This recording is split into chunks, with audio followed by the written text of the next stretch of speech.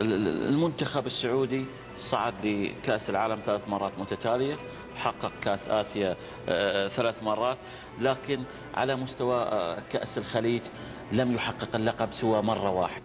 إن ننظر إحنا في السعودية خذينا بطولة آسيا وبطولة العالم ولوس أنجلوس، ما نترك بطولة الخليج يا إخواننا، فيمكن نتركها لكم انتم. هذه نظرة سائدة هذه؟ تقريبا سائده، يعني تقريبا، لانه يعني اذا كنت باخذ كاس العالم باخذ آسيا، انا بدي اخذ من الخصوم اللي من غير اخواني اقاربي، باخذ منهم البطولات حقتي وهم اقوى.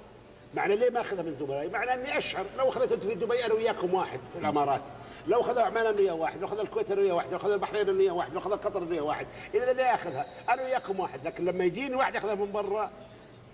لاحظت ان زي مثلا انت عامله تقول يا ابونا جانا الذيب، اقول يا عيالي لا تخافون، يعني لا تخافون، البطوله بيجي من برا، كاس العالم فيها، كاس اسيا فيها، لوس انجلوس فيها، اتركوها لي وانا براثيه. كيف ترى المنافسه في كاس الخليج القادمه؟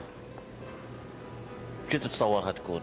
والله انا اتوقع اي منتخب ياخذها الا السعوديه، ما اتوقع ياخذها، لانه خلينا احنا كمان نكون طماعين.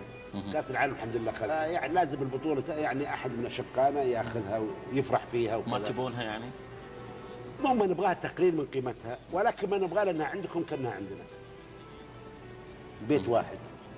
الله لا يفرق بيننا، قول امين. امين ان شاء الله.